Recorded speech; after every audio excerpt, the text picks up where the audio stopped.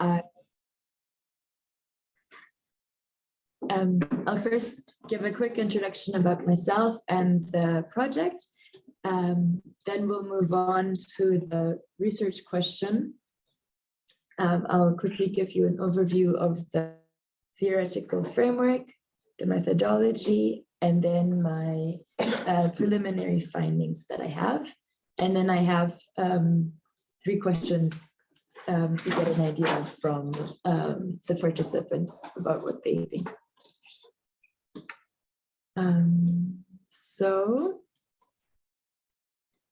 as Victoria introduced me, I'm a master's student in Wageningen University in International Development.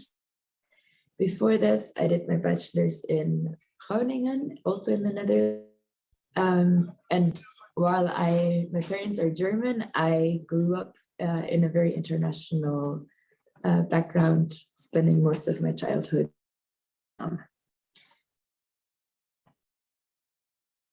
Yes. Yes, perfect. It's working now. Now to give you a bit more of an overview about the project that I've been working on. So, civil society organizations play a very large role in climate change policy. But most of the research that's been done has been focused on how they are active at the international climate change agreements. So, for example, for the UNFCCC conferences of the parties. That being said, most climate change policy is implemented at the national level. And there's been a few studies that look into how civil society organizations in developed countries influence the implementation of policies. But little research has been done in countries that are not responsible for climate change. And for this reason, I've chosen Kenya, because Kenya is already very much impacted by climate change. It's a country that has quite a lot of climate change laws already established. It was one of the first African countries to have these kind of laws. And as we've mentioned before, there's a big civil society organization number. So all of this leads us to my research question, which is, how do civil society organizations engage with the Kenyan government regarding the government's obligations under the Paris Agreement and in addressing climate change more generally? And for this, I have 4 sub-questions. The first one being, what does the Kenyan government do to address climate change and fulfill its international climate change obligations? Then we've got, what are the motivations of civil society organizations to work on climate change policy in Kenya? How do civil society organizations engage with the Kenyan government regarding its climate change policies? And how does the Paris Agreement and other international instruments figure in the work of the civil society organizations? So in order to answer the first question, I have looked at the most important climate change policies and government structures in Kenya. So therefore, relevant documents are the Constitution of Kenya, the Climate Change Act, the setup of the National Climate Change Council, and the National Climate Change Action Plan. For the second question, I look at the civil society organizations' motivations. And before going into this, I have defined civil society organizations in a very broad manner. So for me, this includes international and national non-governmental organizations. It includes youth groups, climate change activists, faith-based organizations, and for example, women's organizations as well, to name a few. To understand the motivations of the civil society organizations, I used the work of Antwi Boasiako, which is a researcher from Ghana who has looked into how, into the factors that motivate organizations. This is particularly in Ghana, and why they want to be included in governance, in policy governance. And they have found out that organizations have the motivation by contributing to an equal, free and fair and just society. The mandate of the organization being recognized by other actors and funding opportunities. I take this as a starting point and have included to look more into more concrete climate change related motivations as well. Moving on to the third section, I look at the political roles of civil society organizations. And to do this, I use a framework by Najam, which is the general framework for understanding how citizens' organizations influence the process and substance of public policy. And I chose this framework because while it gives initial structure, Najam recognizes that all of these roles and the policy processes are interconnected to one another, and it's very difficult to put specific activities into specific roles. So what I mean by that is that activities which can be seen as monitoring can also very often be seen as advocacy. Service provision, for example, through capacity building, can also be defined as advocacy, and innovations, supporting innovations may also be a service provision. So it's difficult to make very clear distinctions there, but this framework still gives an idea in order to get a better understanding of the work of the civil society organizations. And Najam differentiates between three policy processes, which is the agenda setting, policy development, and policy implementation. But again, here, with policy work, these are all interconnected to one another and affect one another. I try to focus mostly on policy implementation, but civil society organizations also affect the other processes.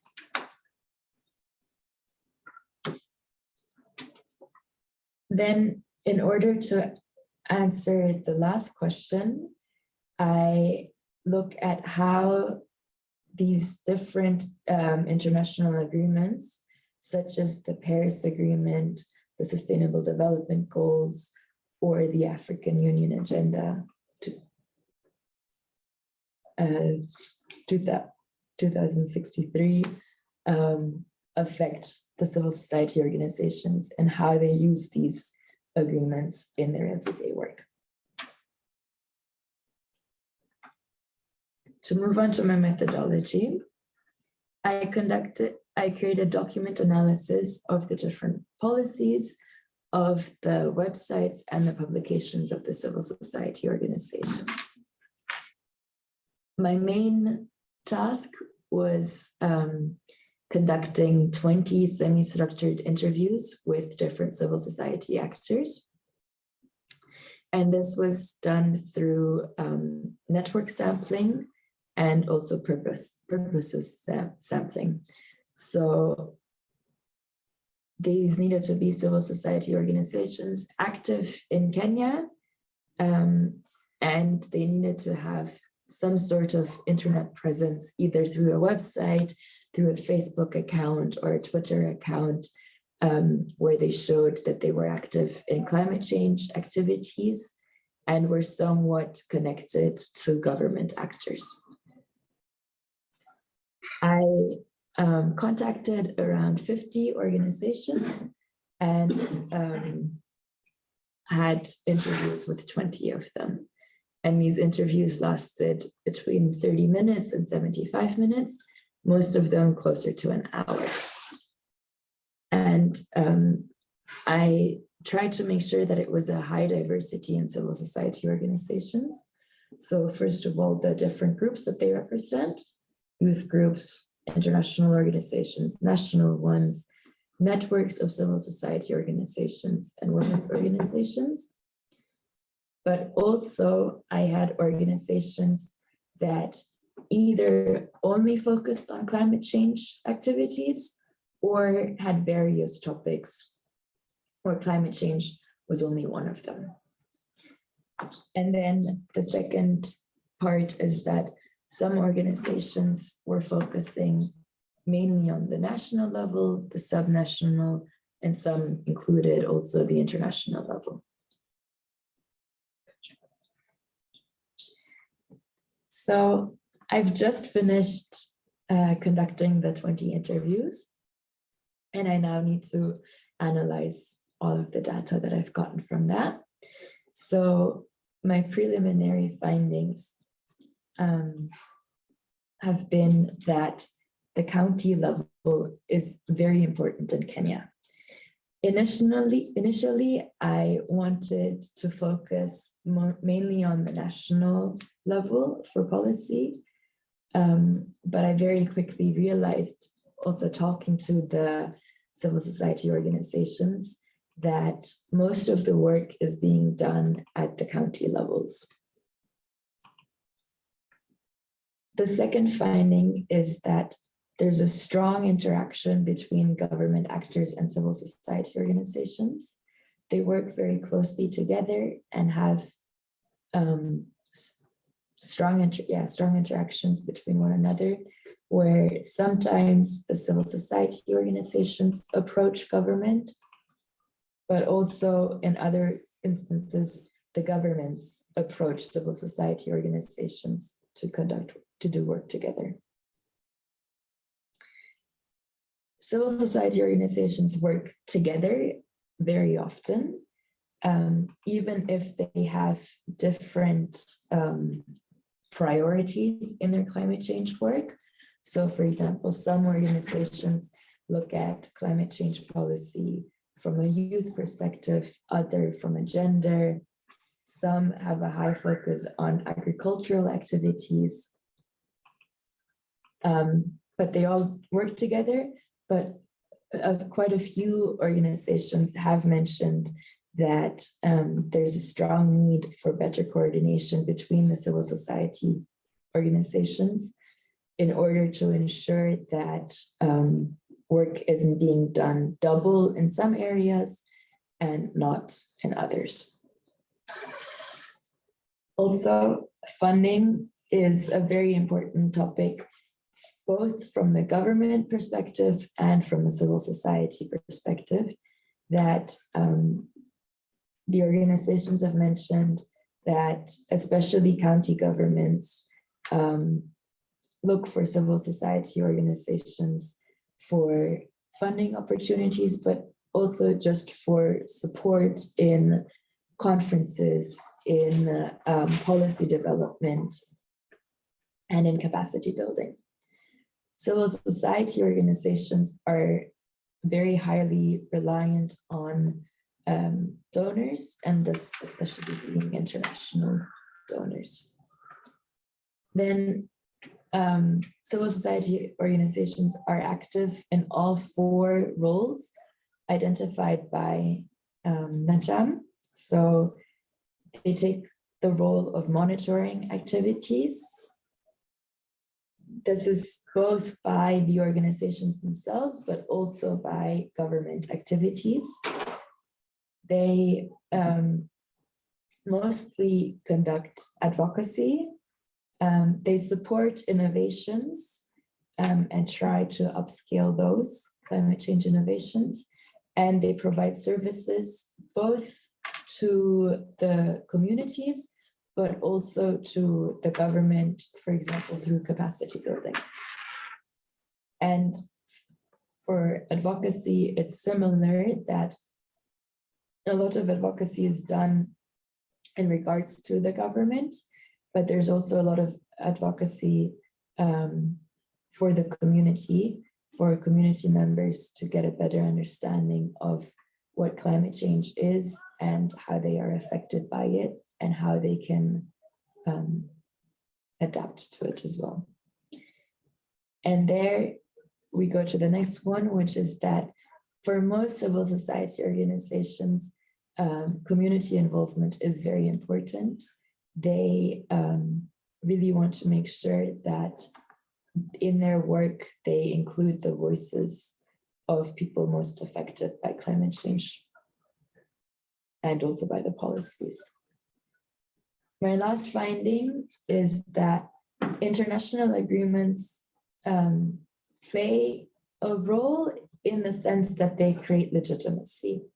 So these organizations, it's difficult to say what it would look like without these international agreements, but because this has been an ongoing process in Kenya already, there is a, the conversation has a base on national policies already, but these international agreements do provide legitimacy for organizations to be active. And this is especially the case in specific areas, such as for youth, having a gendered approach to climate change and making sure that all people are included in these policies.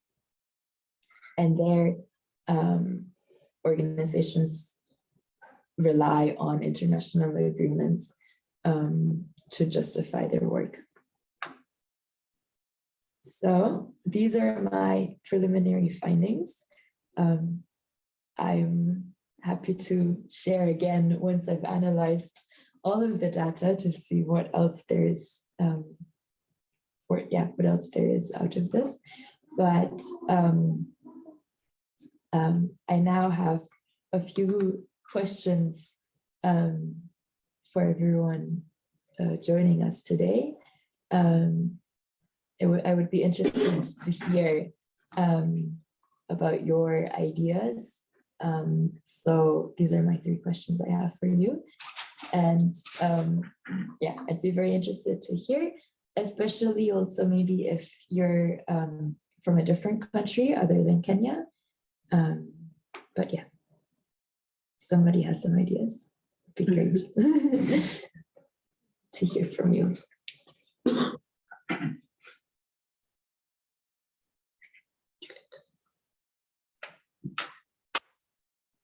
Thank you so much, Vera, for the presentation. At this point, I would like to open the floor to the participants. And as you brainstorm on the questions presented below, I would like to notify our Francophone that the interpretation button is not working. Please check on that and be sure to turn it to the right chat language for you. So I'll keep an eye in the chat to see if anyone has a comment or question regarding Vera's presentation. Thank you.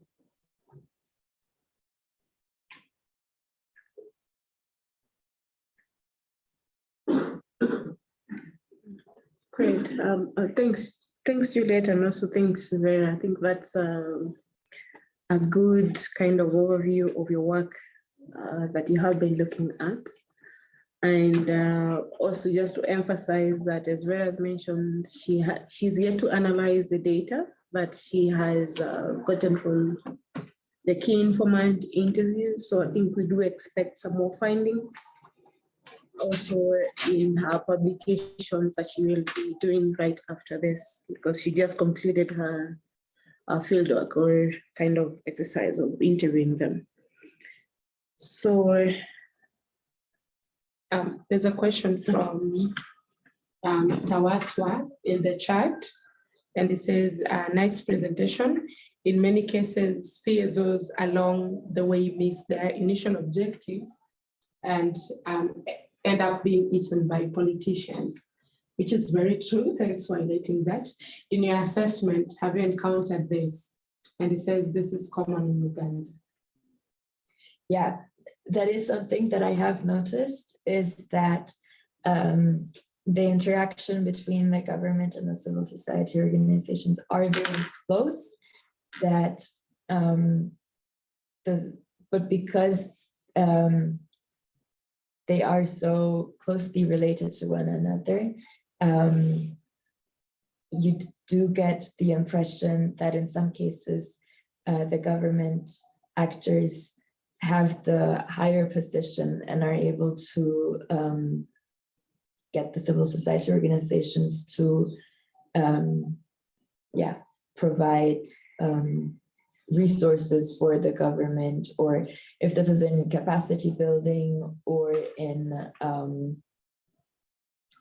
implementation of projects, that civil society organizations do feel that they need to be in very close interaction with the government in order to do their own work. So that is something I have noticed here as well.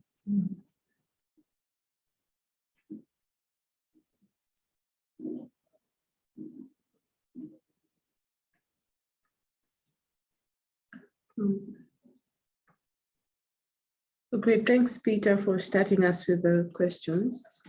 The interpreter is not done. I've tuned it to French. He's still interpreting. Okay.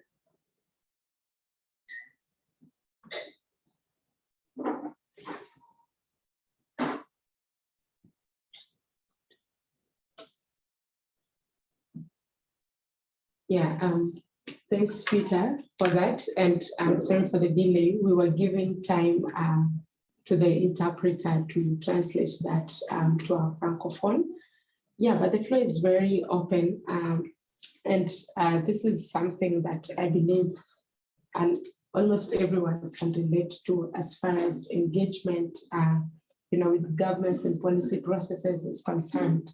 So I'm really keen to, and as Vera mentioned, I would really like to hear this perspective of our participants from other regions and also from our Francophone.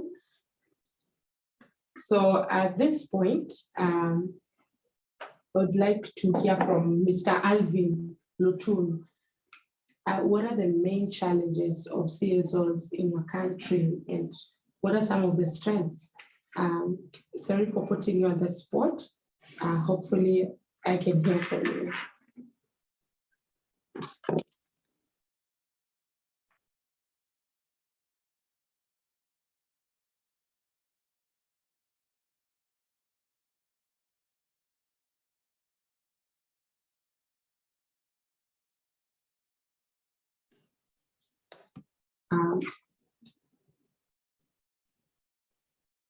Okay, as I still wait to see.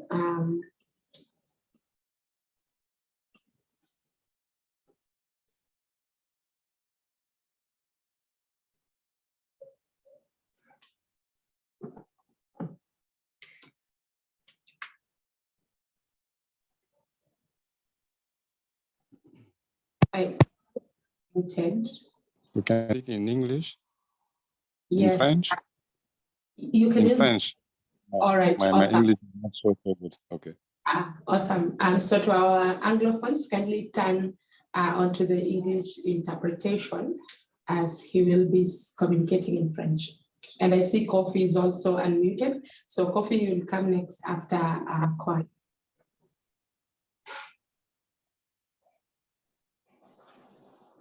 Ok, merci. Moi, c'est Monsieur Kwala Lamoussa, je suis du Burkina Faso.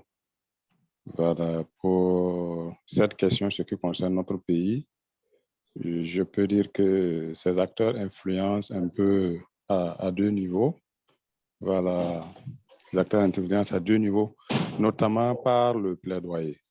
Voilà, notamment par le plaidoyer. pour pouvoir permettre l'intégration, en tout cas, de ces différentes questions-là dans les politiques publiques. Et deuxièmement, ces acteurs peuvent influencer à travers un peu la mobilisation des ressources financières. Voilà, c'est beaucoup plus ces deux paramètres que, en tout cas, les OSC utilisent pour pouvoir faire changer les choses en ce qui concerne le changement climatique dans notre pays. Ça, c'est un peu, moi, ma vision. Merci.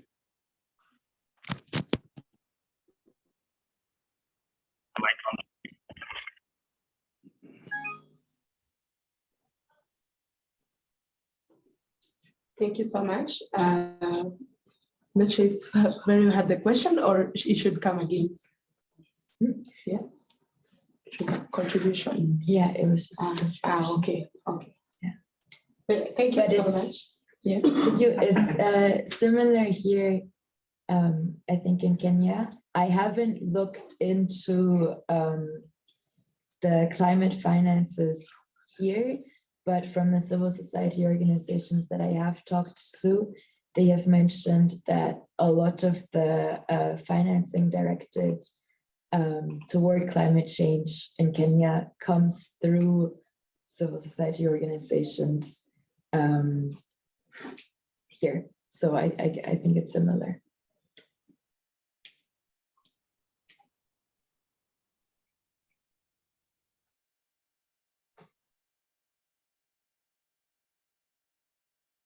Right. Thank you so much, Vera, also for that addition. I don't know if Kofi, you have any comments? You are unmuted.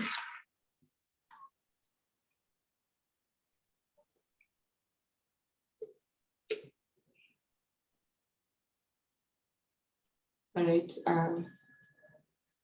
I think she's just unmuted, but please feel free to respond to any questions projected on the screen, as it will be very useful for Vera in her research. Thanks. I see Brian is having a comment on how representatives were the CSOs interviewed, regionally speaking. Were they mostly in Nairobi or other parts of the country? And he says Kenya has 8 regions.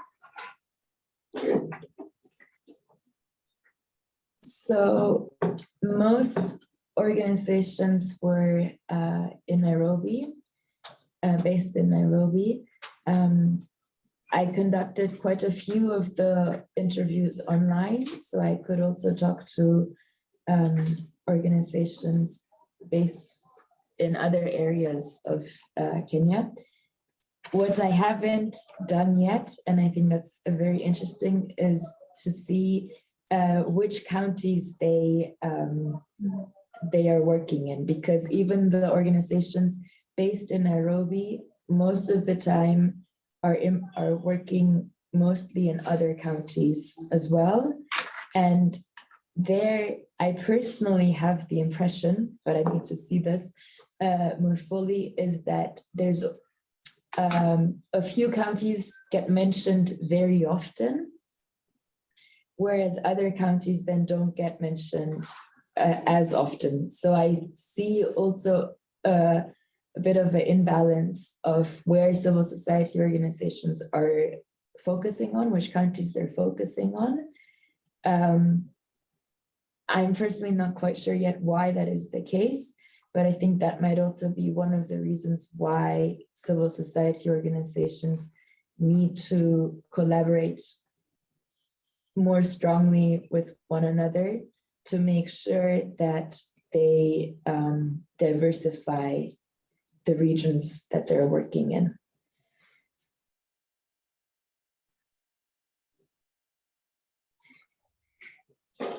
Thank you so much. I'm not sure if this is a comment or question from Dr. Norma, but I'll invite Joe to read it, probably interpret it for the Anglophones, and we'll be keeping an ear.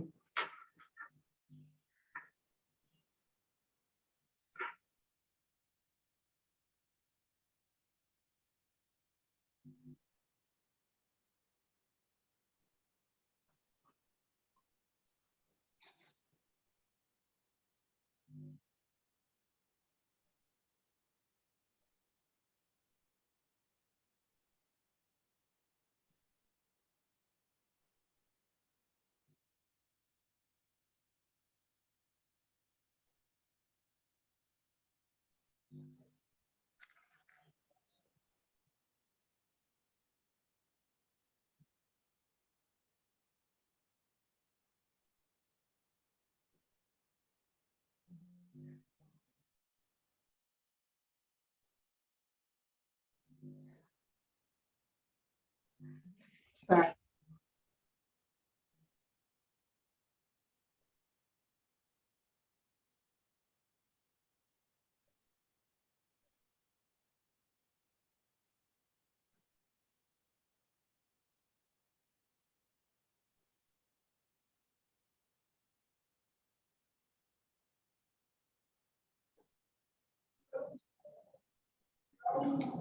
Thank you, Joe. And thanks, Dr. Norma, for the comment. I'm not sure, Vera, if you have any reactions to that. Yeah, I see that in Kenya, there is quite a strong interaction between the civil society organization and the government actors. But you also see that the smaller organizations are struggling to be seen as well. And I think for me, for my research, this is the main limitation, is that I was talking with most the bigger organizations and not so much with, for example, community-based organizations, just because the access there was more challenging for me. But a lot of the organizations that I talked to support smaller organizations and recognize the challenges that they face. For example, that to receive funding, you have to be quite established already. And that really hinders you in being able to be active and then also to be seen in the work that you do.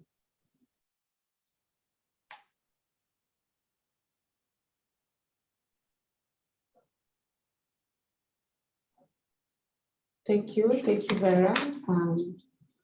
Not sure if we have any more questions or comments.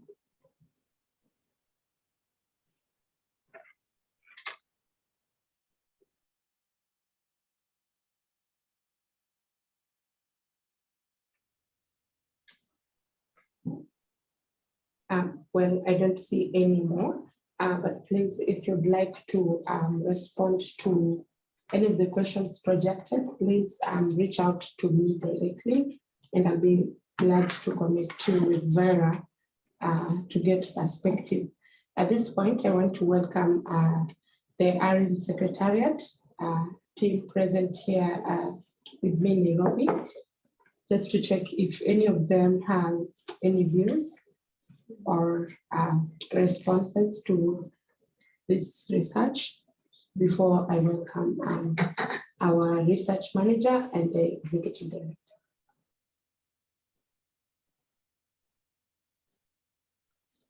We have just online as well.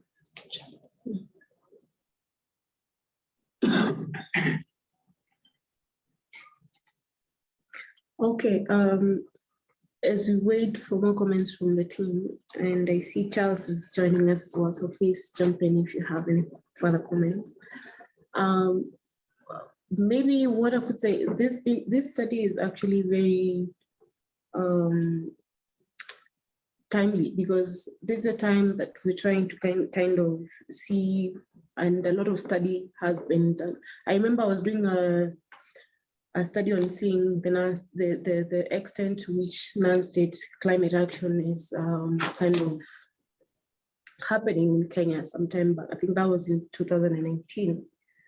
And by that time, the visibility, I think, as alluded to by Norma, in the case of Central African Republic, it was not that good in Kenya. And I think the aspect of visibility has been enhanced a lot. And in so doing, the voice on the position of the civil society organizations in Kenya has grown stronger and stronger. In the findings that Vera has come across, and also I think the field from speaking to these organizations directly. Of course, Kenya, in the case of Kenya, I'm speaking in the case of Kenya because this study was based on the study of Kenya, but also really happy to integrate some of these aspects from or comments from other countries, African countries, because that's where visibility is an issue. the policies, and Kenya has, gone strides, really made really great strides in terms of making the policies. And I know Vera has looked into these policies very closely, and the policies that have also encouraged the civil society organizations to position themselves very well. And also with the government opening up the space to integrate the actions that are coming from the civil society organizations, that has been a really great and a strength that the climate change or climate action space in Kenya has made over the years, which is good. But of course, we need to look closely at the challenges. I think I would really keep an eye on, what are the challenges that these organizations face? Do they feel like, to some extent, they are kind of constrained by the position of the government? What are the strengths, because when we look at even the conference of parties and the presence of most of these climate change summits that happen globally, regionally, etc. The civil society organizations have a really great position, and they tend to kind of be at the forefront of climate action and addressing issues to do with climate change. And also they find they find themselves at the table with the government in terms of kind of these policy amendments and the likes.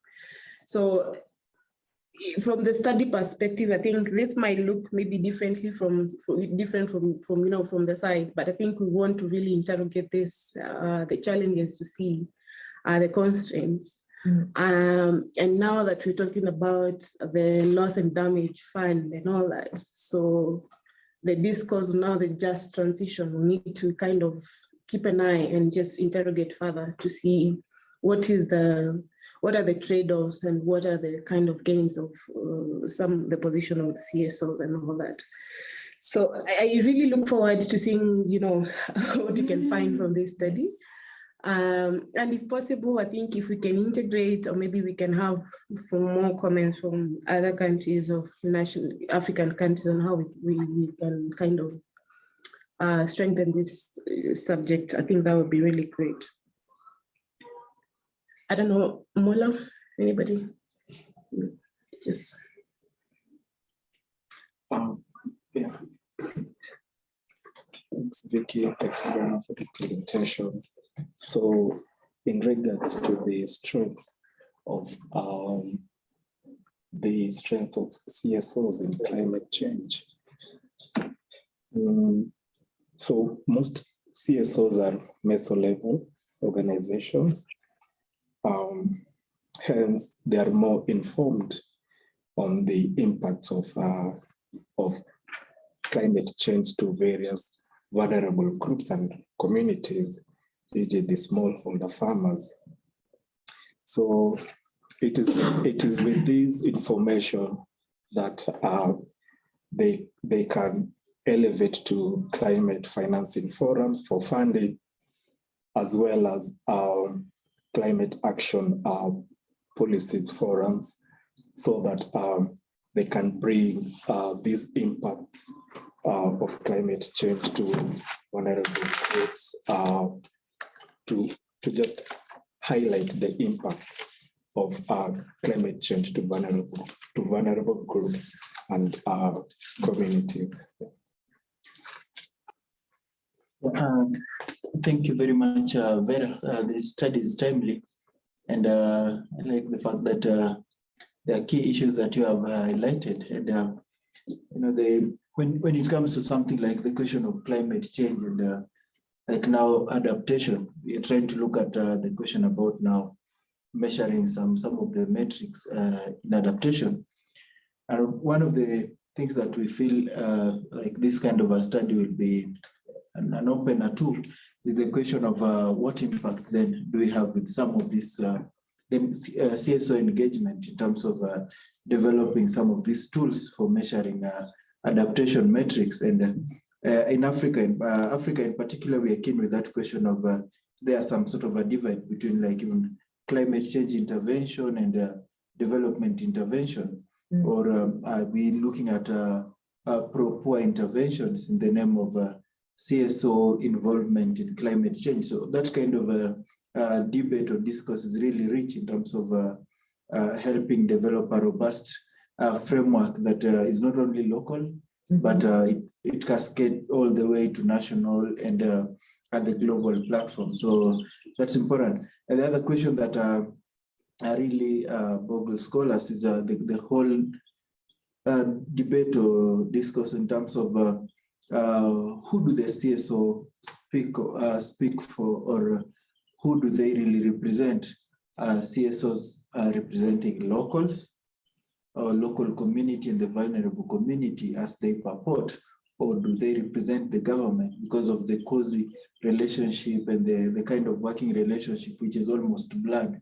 You don't know where the government stops and where the CSO starts, that kind of a thing. So are we having CSOs that are clearly defined, that they can go against some of the government policies and say, look here, you're talking about low carbon development, but what we think is needed at this stage probably would be a little bit of a slightly intense carbon development, and then we go slow and move transit to something like is when we, at some point we attain certain level of development, then we change the agenda.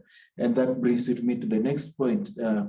Whoever pays the piper, that kind of item where if I'm funding a particular CSO and I have my own agenda, then there's that some sort of, are they answerable to me or are they answerable to the local community? So if you're willing to fund, then it means you might have some stake in terms of the CSO's approach.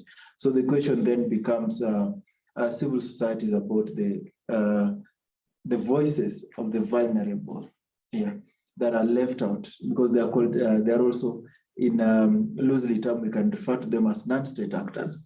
So they are not part of the state, and they come to some sort of bridge that gap between the voiceless and the state.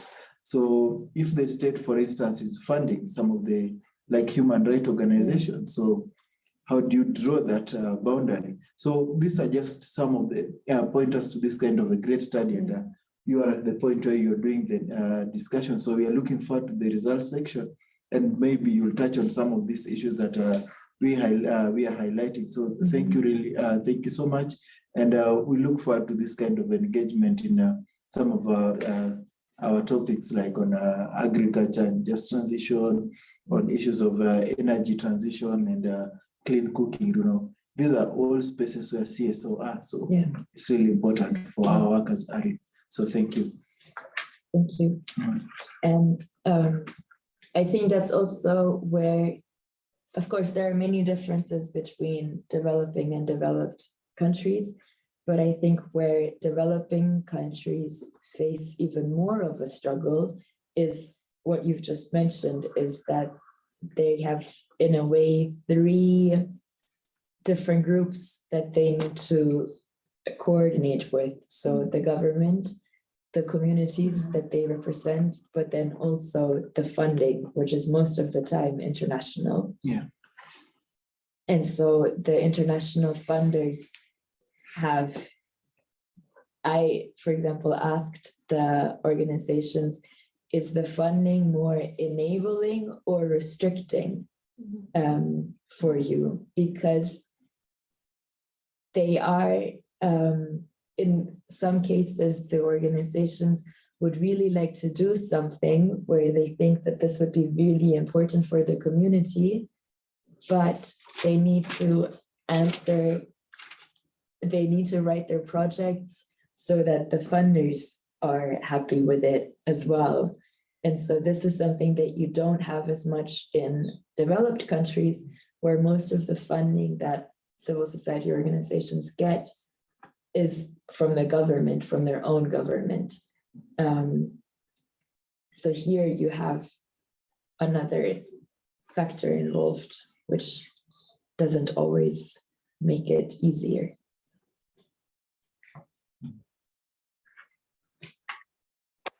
Thank you.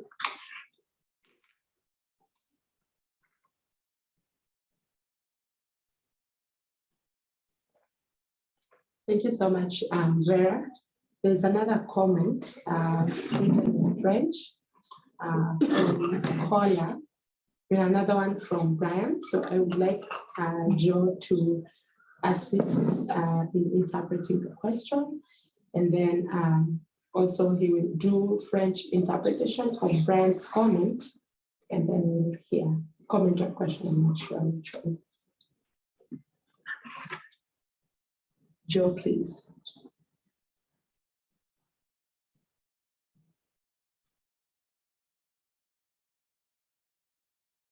And then the other one from Norma also. Sorry to interrupt. The second one from Norma as well.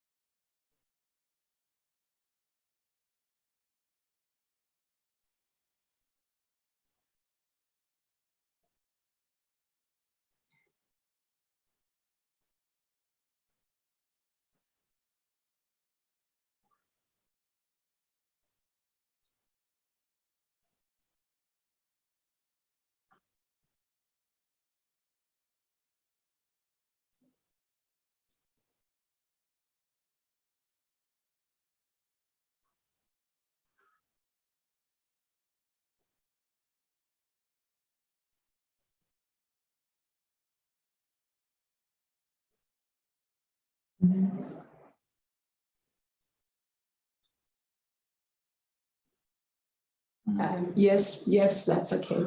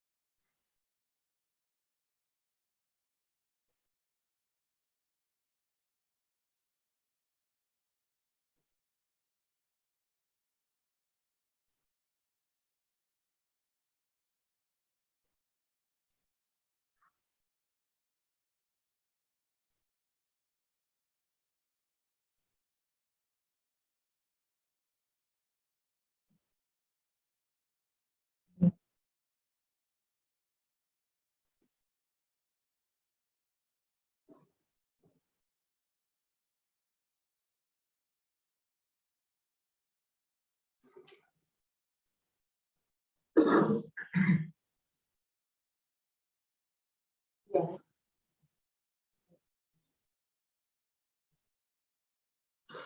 You could translate the second point of Norma, and then you can. Yeah.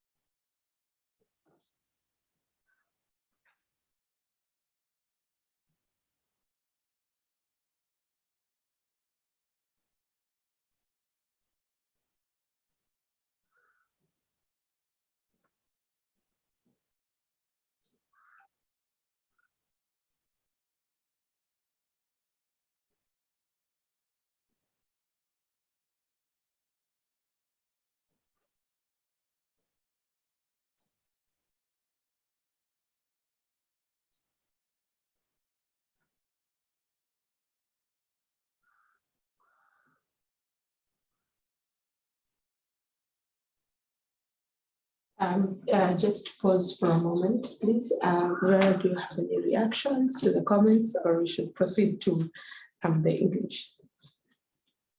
I think we can proceed to the English. But I see that the comments made are they're understandable from a Kenyan perspective as well. They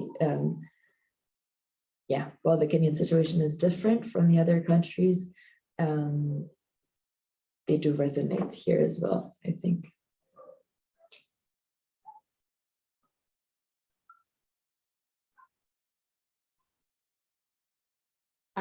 Thanks, Vera. So maybe Joe, you could read the comment or question from Brian, and there's Janet on the call, and then Vera can respond to the questions after I read them out to the microphone.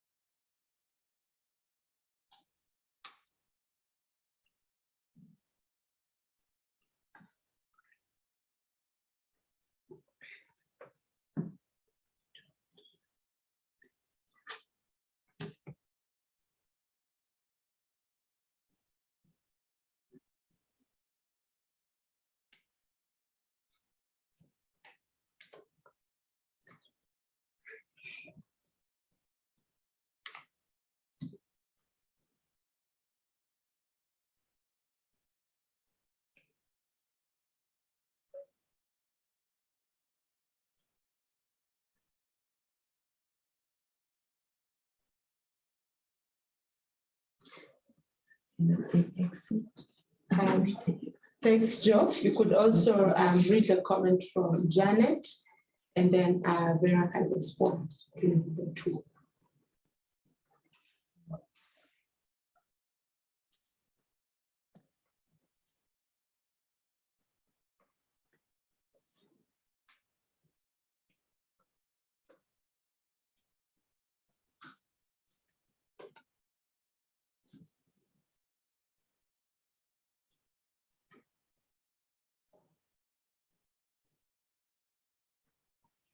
All right, so thank you. And I see another question from Mr.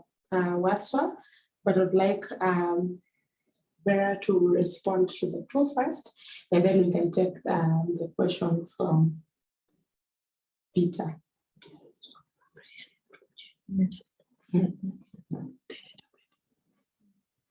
So yes, the civil society, for Brian's comments, the civil society organizations have been active in climate change policy from the beginning. I think that, yeah, as you correctly mentioned, the Climate Change Act was created after the private members bill in 2012. So I think maybe that's also a reason why, or not a reason why, but it shows that civil society organizations in Kenya have been active for quite some time now.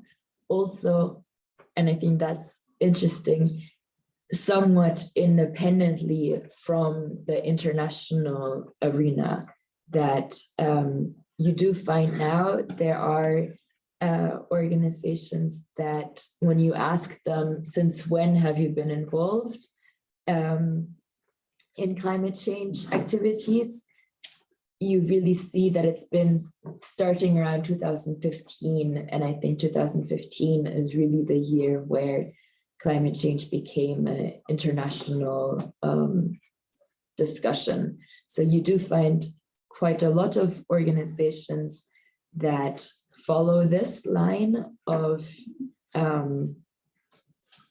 yeah, once the international agreements have become important, that they start working on climate change. but there really is a number of organizations in Kenya that have been active before that and have really been pushing the agenda.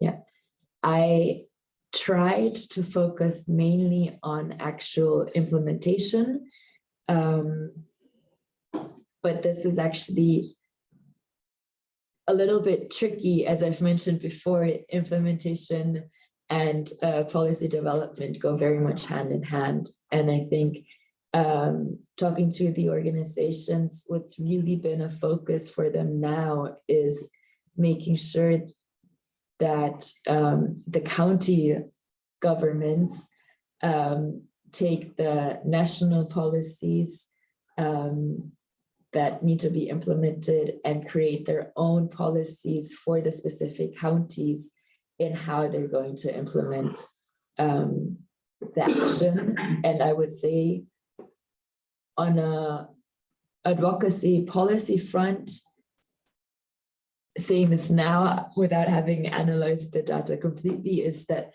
that is the main focus of the civil society organizations. Some of them focus on actual adaptation work, but you do get a bit of a divide in organizations focusing mostly on policy and others mostly on actual implementation of activities. So you do have quite a number of them that are only involved in policy work. I think that implementation often comes with smaller organizations on the ground, and I would have needed more to really talk to them as well. So I think that would be a next step as well afterwards, is to go beyond the policy influence. Yeah.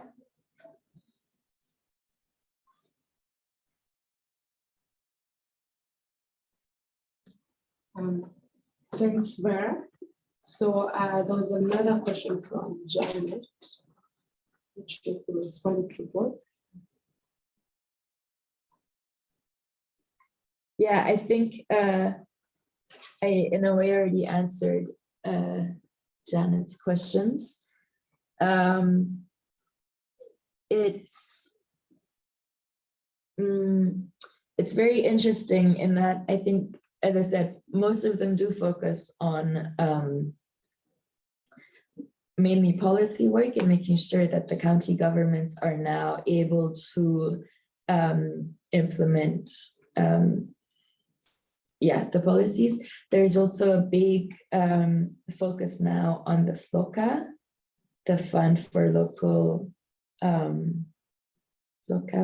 locally led adaptation, to make sure that the funding from this, that the county governments are able to work with the funding from that and are able to issue that out to different for different activities.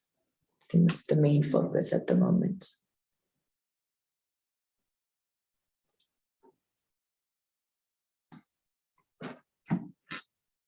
All right, thank you so much. There are more questions from Mr. Waswa. So I believe we'll take, unless someone else has a question, but these are the last questions on the chat. So I would like to allow Joe to do the interpretation for the Francophone, as most of the questions are in English, and also most of the comments are in English.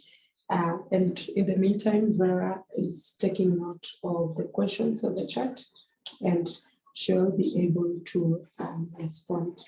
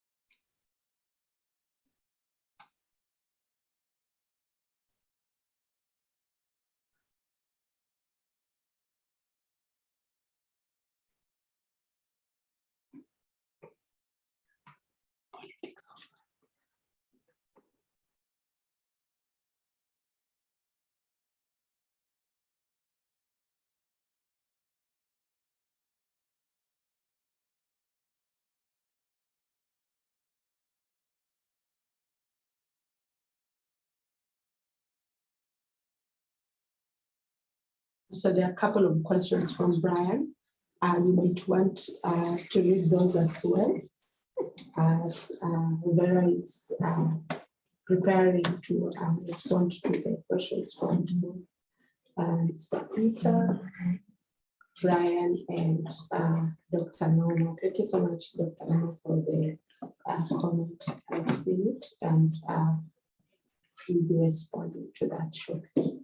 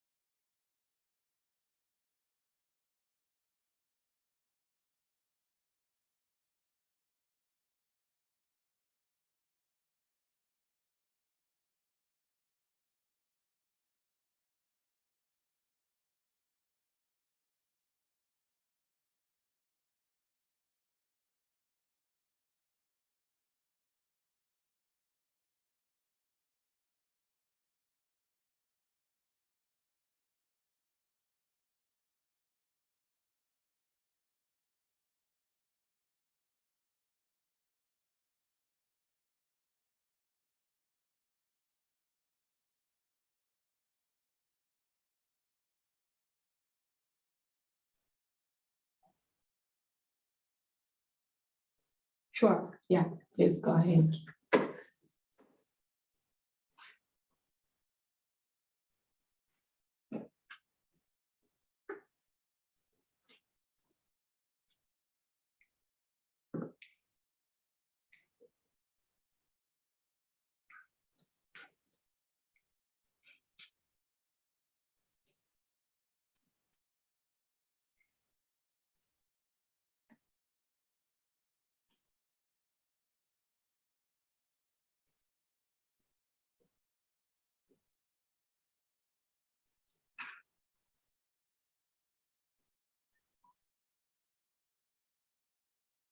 Thank you so much.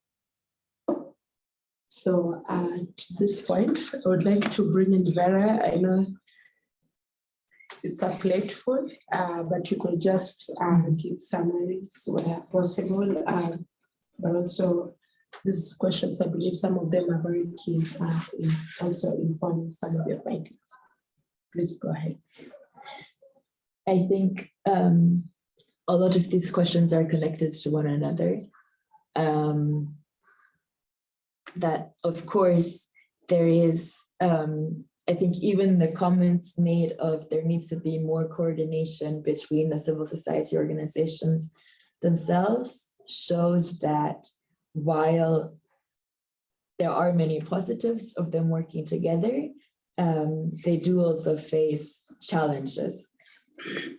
Nobody mentioned this, but I do also think that there is a competition for the funding. I think that's a very general thing that can be said, is that all of these organizations are working with similar bigger organizations where they receive their funding from. I did notice that sometimes, for example, one youth organization would say, we are the youth organization that the government always comes to. But there being other youth organizations as well, very active. I do see that some of these organizations in these interviews maybe try to put themselves in a better, not in a better light, but to have more influence that they might actually have. So this is something that, for example, I can't assess in my study because I am only talking to the organizations themselves, is how strong is their influence? Yeah, how strong is their influence really? Are they really the only youth organization active and all of this. And this something that I also wanted to ask the organizations about is the interaction between each other and them having different priorities. And some do mention that this is a struggle, and that it shouldn't be a fight between the organizations based on principles, but more that the work needs to be done quickly, and therefore the organizations themselves shouldn't be wasting their time on this. But for the most part, when asking the organizations about the interaction with other civil society organizations, what they tell me, which sometimes I think you also have to take with a grain of salt, is that the interaction seems to be working quite well. But of course, there are always challenges for these organizations, and there are things that could be improved.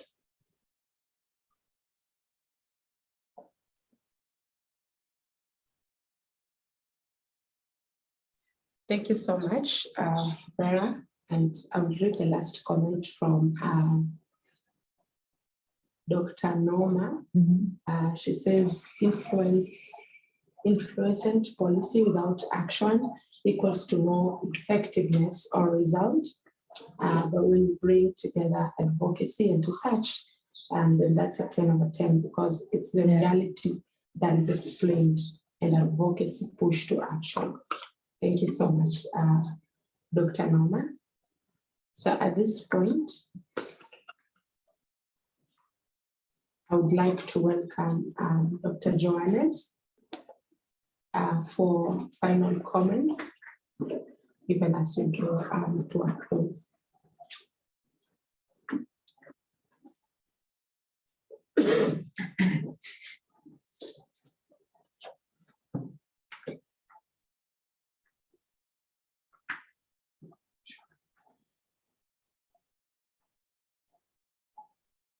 Thank you.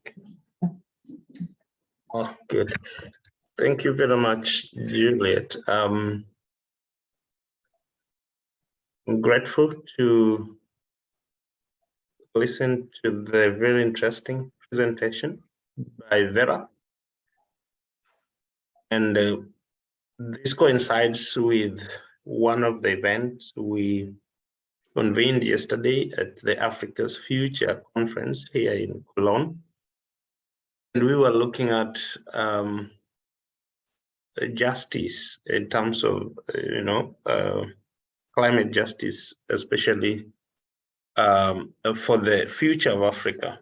And in this discussion, a number of things were highlighted, and more importantly, the role of the civil society in promoting justice. And one of the fundamental things that emerged from this discussion is the fact that, we might, in this need to rethink what justice is all about, and what different actors, or how different actors perceive justice. How do they promote justice? How do they advocate? And that brings me to the fundamental role of the civil society. And I think everyone knows that the civil society has been the main advocate for climate justice in various forums. And this is historical. It has happened for many years that the civil society has been advocating for justice, especially for the marginalized communities. And moving forward, and of course, thinking about the future, and the Africa's future, it is important to reevaluate that, whether this role in terms of promoting or advocating for justice has really been achieved, and whether there is a need to rethink the role of the civil society when it comes to not just advocating for justice, but also in terms of the proper policy processes. So that brings me to 2 points. Number one is that in the research that Vera has presented, which I think provides a very good overview, it is important to begin thinking about the question. I think it is Molo who raised it, that who is the civil society representing in their advocacy work, and in trying to redefine and reshape what their role could be. Who are they, aligning to? Do they have a particular stable functionality in terms of representing justice? Or do they align to the opportunities that present themselves, whether it's a question of getting a government badge to attend a conference of parties, or it is a question of getting the funding, or it is a question of just being heard. So basically redefining this kind of role would be very fundamental. And this is critical because, again, a lot of the changes or the shifts in terms of the climate change governance that we have observed for a very long time, some of even the recent ones like just transition, loss and damage, where was that? What has been the role of the civil society in this? Because if you ask me, I would say mainly these have been mainly pushed or promoted from angles which are not necessarily central in the civil society discourse. So that brings the question of, is the civil society representing the interest of the poor? And if they are doing so, what are their stance? What are their imaginations of the poor? What are their contextualizations of the poor in terms of the ongoing discourses? And I think that needs to be interrogated. What I'm trying to say is that it is very clear the civil society does advocacy. That one is very clear. It is very clear that the civil society does food policy information. So the question around, in doing all this, who are they doing it for? What are what is their contextualization or their understanding of of especially the poor and those who require the justice that they have been promoting. And that brings me to the second point around evidence. Evidence is very critical so that actions are factual. Actions are not propaganda. And this is a very fundamental point, because for a very long time, the connection between research and the civil society advocacy has been relatively weak. And what that means is that a lot of the civil society movements basically end up kind of advocating from a populist point of view rather than an evidence-informed point of view. And this is something I want to challenge you, Vera, as well, that as you look at the role of the civil society, would it be useful to try and track where they drew their rationales or evidence to be able to stand or promote certain positions? Where do they draw the evidence? Is it from the government policy documents? Is it from the international narratives? Is it from the broader human rights perspective or the broader gender discourses? And if so, what are the implications of that in terms of really promoting what needs, whatever role they need, which to me is about, the poor, depending on where they get the evidence, what is the implication? Because yesterday in the panel discussion, we were discussing, issues around gender.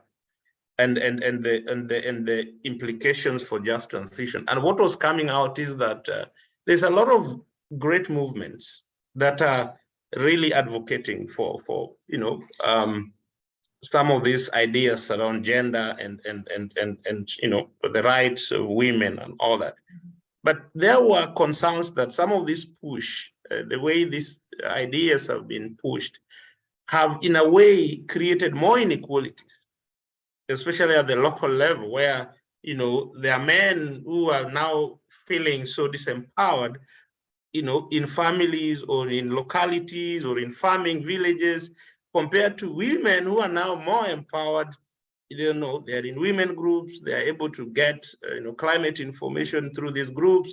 Technologically, in terms of funding, always there is a gender perspective that is more feminist kind of oriented. And all these issues, and these are narratives that are being pushed by really powerful actors, and the civil society picks on them so passionately and push it for them. So what is the implication of the sources of evidence that the civil society used to be able to push the kind of agenda or to function or to execute their function? And my final point, when you're looking at the civil society dynamics, is the role of this group when it comes to the changing dynamics of climate action. As I've said, advocacy for justice has been there for many years. There has been a lot of demonstrations in the COPs that the civil society organizations always execute. But we're also seeing a changing norm in the way climate change is being structured. For instance, ideas around just transition and loss and damage. These are new imaginaries. And Africa is still struggling to understand how best to handle these issues in a way that safeguards the rights of the marginalized groups. And in that kind of dynamics, it could be useful or very important to kind of try to understand what is the role of the civil society in that dynamics. Are we still stuck in the traditional justice advocacy, or is the civil society being dynamic to align to the emerging issues of justice and be able to engage with those complexities without necessarily shouting around justice from a more general perspective, but really trying to be differentiated, a bit specific, a bit contextual, a bit intersectional in terms of the way they look at some of these issues. I think those are some consideration, but I think this is a topic which really can attract a very wide debate for a very long time. But for me, the challenge is, let's rethink beyond the surface. Let's look at, even if it is one thing that we are looking at, let's rethink beyond the surface and bring that one thing out. And I want to end there and maybe say thank you so much, and back to you, Juliet. Thank you so much, Dr. Taylor, and thank you so much, everyone, for making this a success. At this point, I would like to welcome Dr. Joe in 30 seconds to read the comment from Kofi, so it could be really useful, and also bearing in mind that majority of our participants are Anglophones, we wouldn't want to miss out on that. So Joe, please, even as we get ready to have our virtual selfie.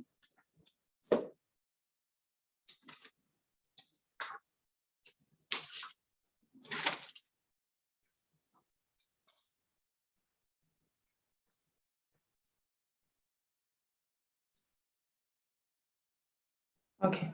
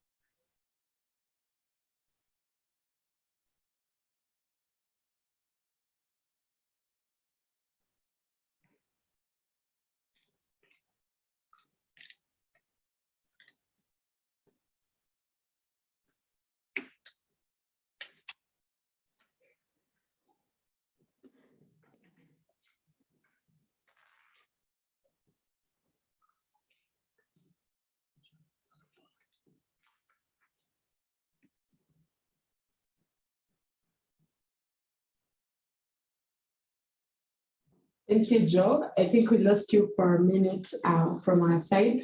But yeah, thank you so much for reading that out. So on behalf of the Africa Research and Impact Network, I would like to take this opportunity to thank everyone for contributing to today's session. We believe the comments will be very useful to Vera in advancing her research on civil society organization and engagement with policy processes in Kenya. But we also believe this was a learning session for all of us who attended today's review.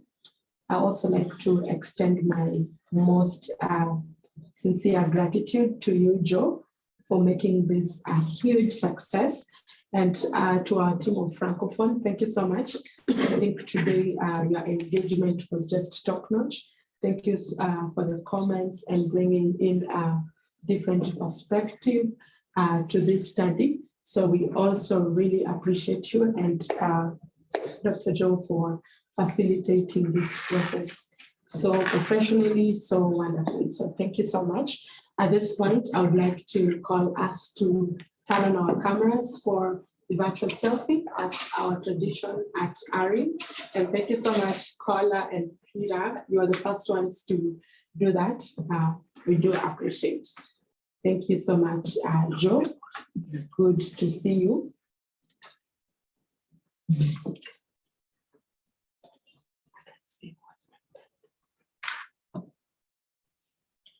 So I'll give us 30 seconds just to see who else is in the process of doing that. Good to see you, Mr. Charles, Tonui, Emmanuel.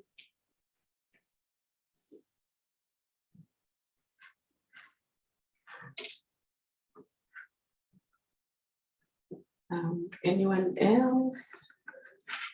Okay, so I think our media team is on standby, and at the count of 3, we're going to be taking the virtual selfie. Yeah, so 1, 2, and 3.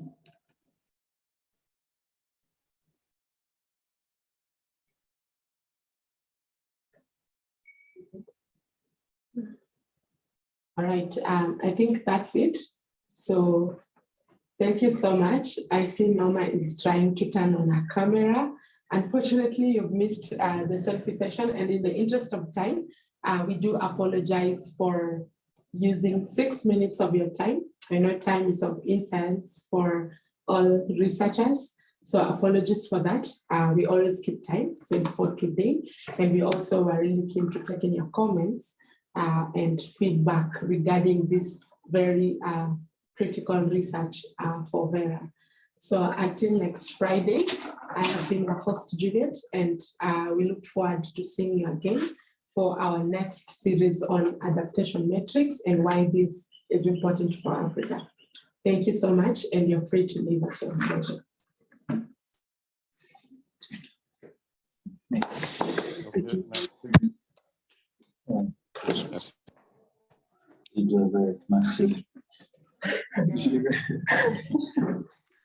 Joe, just a quick heads up. I will be reaching out to you bilaterally to continue the discussion you already had. All right, thank you. Thanks, Dr. Norma. All right, thanks, Kofi. Good to see you. Thank you. Good job, Vera.